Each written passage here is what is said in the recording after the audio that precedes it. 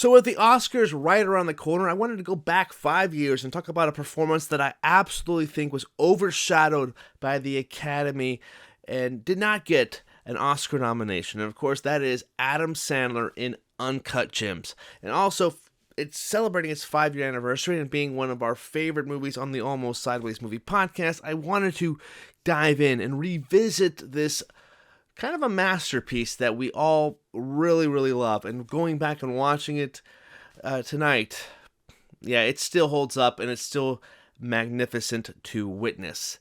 My name is Adam, the Almost Sideways Movie Podcast. Thank you guys so much for visiting the channel. Today we are going to be talking about Uncut Gems, directed by the Safdie Brothers. And I did check out Uncut Gems on Criterion. This is the Criterion release, Spine 1101. This also stars Kevin Garnett, LaKieth Stanfield, Julia Fox, Idina Menzel, and a lot of other also big actors here as well. But the Safdie Brothers is what we're really going to be talking about here, as well as Adam Sandler's performance. Now, if you haven't seen Uncut Gems in a while, it follows Adam Sandler's character of Howard, who has purchased a black opal for his jewelry business. He's preparing it for auction. It's kind of the week leading up to that big auction and kind of the events that happen in that week.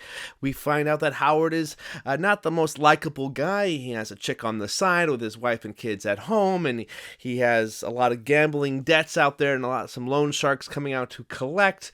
Howard's a very fast-talking guy. He's hyper, he's chaotic. He has a business partner played by LaKieth Stanfield who introduces Kevin Garnett to him, and Kevin Garnett becomes obsessed with this opal. It also has some of the NBA playoffs from back when the Celtics were in, when Garnett went off in Game 7, and it ties into that kind of real-world events there as well. And it all comes and escalates to a very chaotic and tension-filled third act that definitely pays off, that will leave your mouth on the floor. Now, the word I will describe this movie simply with, if I decided to describe this movie with one word, it is anxiety. Like, this is a very tense, heavy movie, a very anxiety-driven movie, and you can't help but have your heart race, especially in the third act, especially when you already know especially if you're an NBA fan, if you know the real-world consequences of this game and how it turns out, you already not really gonna be surprised by, if whatever happens at the end that's involving this game, but somehow, the Safdie Brothers have mastered the way of building tension. Like their film In Good Time with Robert Pattinson, a film that I strongly encourage everybody to go watch that film. If you really like Uncut Gems, go check out Good Time. It's not a good time. It's an amazing film, but definitely follows the same realm of that tension-filled drama that we get really with Uncut Gems here. The Safdie Brothers do craft something really masterful with this movie. They ramp up the tension by introducing this really chaotic character that you don't know too much about, and you can't really root for the guy because he's a very gray character. And what I mean by that is simply that he is somebody that, he does have that wife and kids at home, but he also has this chick on the side. He has this apartment that he kind of escapes to, and he's not the most business savvy guy out there. He makes a lot of bad deals, but at the same time, your eyes are always captivated by this guy. You want to know what's going to happen next to him. And at the end, you do start caring about this guy, and you want him to succeed in all the best ways possible. But at the same time, is right when he's about to make the right choice, the wrong choice is the better option for him, and he goes back to those addictive ways where he just can't help himself, and he gets in his own way a lot. And that makes it such a fascinating character to me. I think the Safdie Brothers know how to take characters and kind of craft them and mold them into people that you can care for, but also are conflicted by and also despise all in the same time. And that is a perfect way for these directors to tell stories, and stories that people can really connect to and get behind. Because I love Good Time, but Uncut Gems is by far, as of this moment, kind of their masterpiece. And everybody loves this movie. And I gotta say, this is definitely creeping up my top 100 list. It's in there now. I think it's in the top 50, but I can see going up higher as time goes by, because it's only 5 years old. how far will it be up in 10 years or 20 years? It's a fascinating movie, and I'm only talking about Adam Sandler's character right now. Howard is this character that Adam Sandler brought to life, and we, as a fan of Adam Sandler's 90s comedies, a lot of the recent Adam Sandler movies have been complete garbage to me, and I've absolutely not enjoyed them whatsoever. But when they gave this film here, they showed the potential of what Adam Sandler could totally be. And I feel like he should have been in the conversation for Best Actor. And a lot of people were really campaigning for him to be in the Best Actor category in the Oscars. However, I feel like some of those bad films did kind of hurt him, and his stock didn't rise as high as it should have that year. And yes, he did get the Best Actor at the Spirit Awards, which was an awesome and deserving win, but I wanted him to be in the Best Actor lineup for the Oscars. I think a lot of people did. And he was very well deserving, and he definitely should have probably won as well. That's how crazy this performance is. I couldn't picture anybody else giving a quite chaotic performance like him. And he completely is Howard. And I can't see anybody else ever playing that character quite the same way as Adam Sandler. But he is not the only one that makes this film great.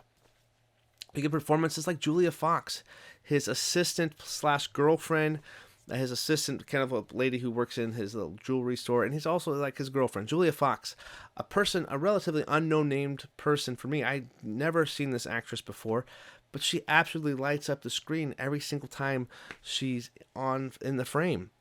She's another person you just can't keep your eyes off. And it's a character, too, that you can tell that she absolutely has feelings for Howard. And even at the end, it's like, I couldn't quite remember how her storyline ended in this film, but you could tell that all her motives were to make Howard the best that he could be. And I absolutely loved what Julia Fox was able to do here. Even in the moments that you don't know exactly where her loyalty lies and her motives and stuff like that, it's a great performance there.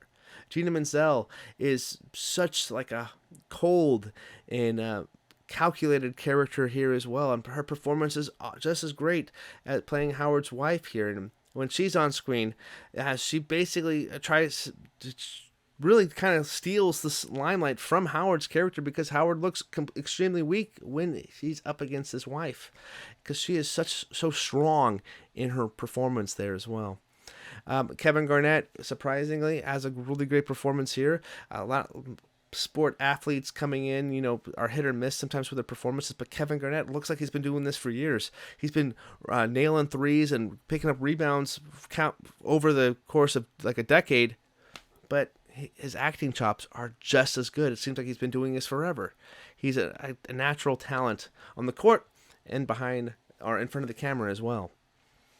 And you could get guys like LaKieth Stanfield kind of blurring in the background and being this awesome character, kind of overseeing the chaotic nature of the Howard as the business partner to him.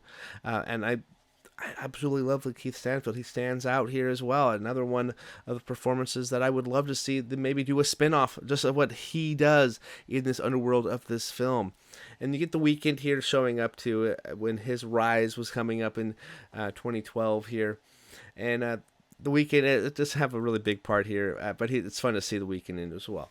But a chaotic cast, Safdie Brothers. I cannot wait to see what they do next. I've seen the Safdie Brothers individually pop up in different movies. Like I think Are You There? God, It's Me, Margaret. One of them shows up in there, and as an actor, does a good job there. They're talented in front of the camera and behind the camera. But I want to see more movies that the Safdie Brothers do as well. Uncut Gems is a bona fide 4-star film here. If we were giving out 5 stars, I'm sure everybody would give it 5 stars on the podcast. It is by far one of our favorite movies in the last 5 years. I think Parasite for me could be up there as well. I think on my 2019 list, Parasite, which I will be revisiting this year on the podcast as well. But Parasite is my number 1 film of 2019, but Uncut Gems is right behind it. I think I pretty much flip-flop Uncut Gems and Parasite any day of the week, and I would be perfectly fine with that being my number 1.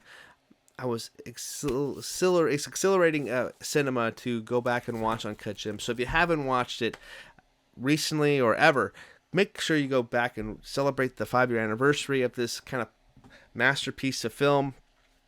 and seeing the greatness of Adam Sandler. So I think that you'll be doing yourself a disservice if you don't do that. So go out and check out Uncut Gems today. And also the superlatives on the Criterion, while I'm talking about it, are awesome as well. So definitely I would recommend going and get the Criterion version, because it's a great kind of overall embodied film, and everything they put into it is fantastic, and just enhances that experience and gets more of the flavor behind the camera there. So anyway, well, that's my quick thoughts and takes on Uncut Gems. Let me know in the comment section what you guys thought of the film, and make sure you guys like, share, and subscribe here on YouTube, and follow our podcast at Almost Sideways Movie Podcast, wherever you get your movie podcasts. So anyway, my name is Adam. Until next time, go watch a movie.